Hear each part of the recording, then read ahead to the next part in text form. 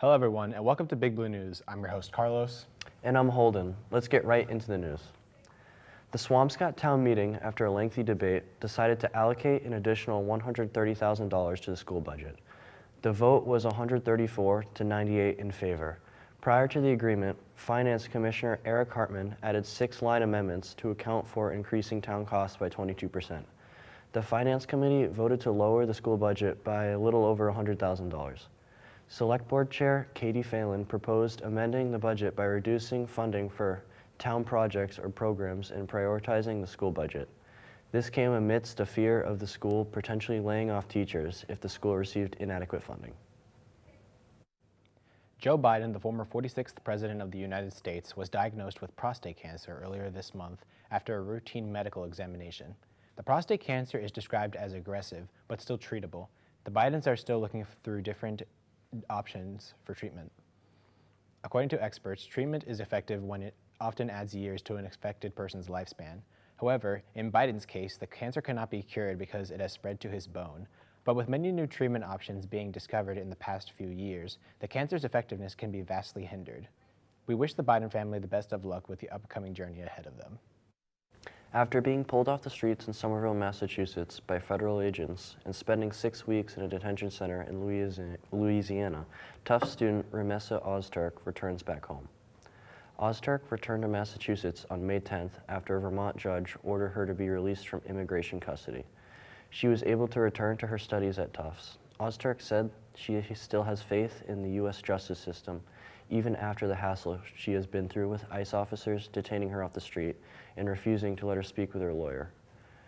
During Ozturk's hearing, her lawyers argued that her First Amendment rights and due process were violated after being detained for writing a critical article for the Tufts campus. The school was pleased to hear that she would be released on bail and looked forward to having her back on campus to continue her doctoral studies. In preparation for the launch of Nintendo's next console, the Nintendo Switch 2, there has already been much controversy with this new console, with many leaks revealing much about the console months in advance, along with a hefty price of $450 for the console and a whopping $80 for some of their games. Now a new controversy has come into view with a quiet update in their terms of service. In this new TOS, it states that if you modify the Nintendo Switch 2's firmware or hardware in any way, then Nintendo can remotely brick your system, making it unusable. This is after the original Nintendo Switch had an unpatchable hardware vulnerability in the NVIDIA Tegra X1 chip, which made these systems able to be modified with custom firmware.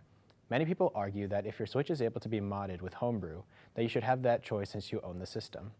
Nintendo has a history of going after people with intense legal action who modify their intellectual property, like when Switch hacker Gary Bowser was punished by Nintendo with not only prison time, but by making him owe so much money, he has to pay them 20 to 30% of his monthly income for the rest of his life.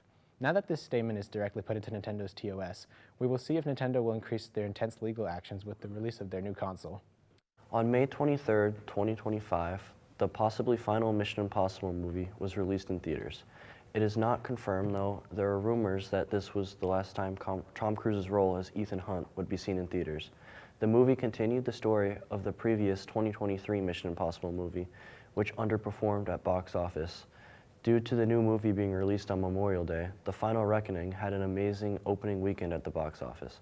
According to projections, the 8th Mission Impossible made around $75 million on its opening weekend, which means it was one of the best openings of the entire franchise.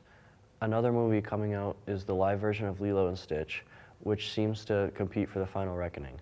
This summer, many new movies are coming out in theaters. Some include Jurassic World Rebirth, a Superman reboot, F1, The Fantastic Four, and more. If you want to see some locally made films, this Monday, the Swampscott High School student film screening is happening outdoors at the Middle School Bowl. Students in the beginner to advanced media arts classes will be presenting the films they have created over the course of the last semester and year. Mr. Doulette, the media arts teacher, said he is excited to have the student screenings outdoors for the first time. The screening starts at 7 p.m. Some films contain content that would be considered PG-13. In case of rain, the screening will be held at the Swampscott High School auditorium. Bring your own chair or blanket and come support our developing film artists. Recently, there has been an upsurge in bullying reports and incidents around the world. When bullying occurs, it can lead to mental health struggles. A tragedy hit close at home to home, a 14-year-old committed suicide as a result of alleged bullying at his school. Inaya, Reza, and Sasha Sadari took the time to interview the adjustment counselor, Ms. Kelly, here at the Swampscott High School about handling and prevention of bullying.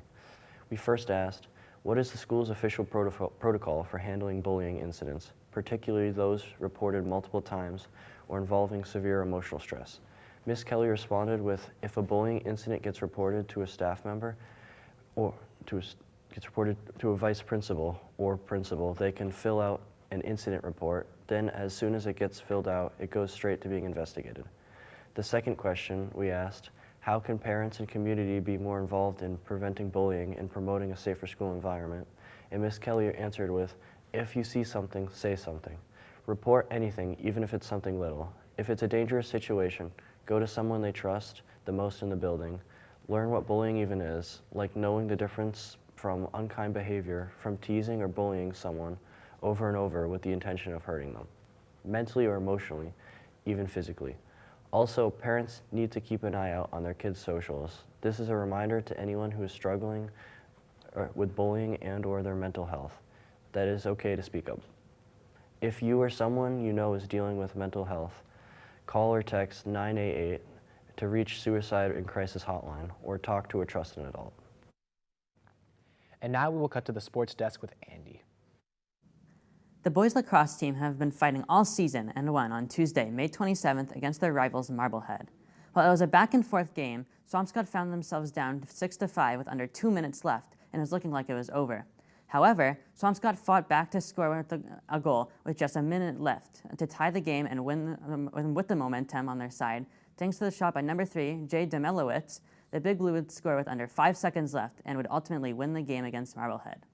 The regular season has come to an end, and we are waiting for their playoff schedule. But thanks to the win against Marblehead, it looks like they are expected to have a home game.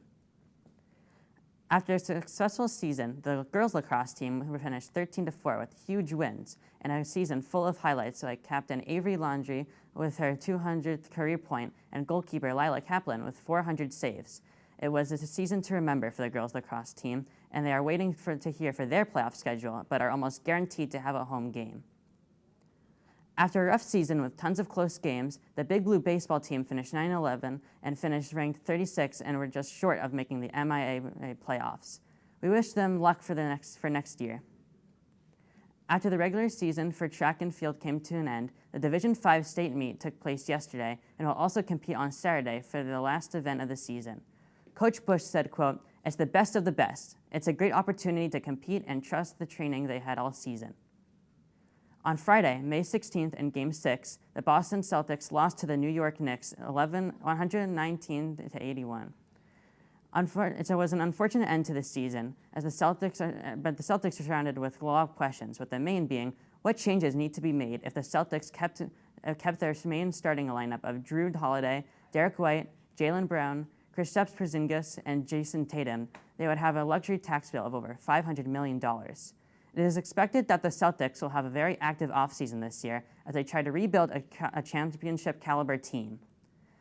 On Tuesday, May 20th, at a home game against the Mets, starting pitcher Walker Buehler was pitching for the first time in almost a month.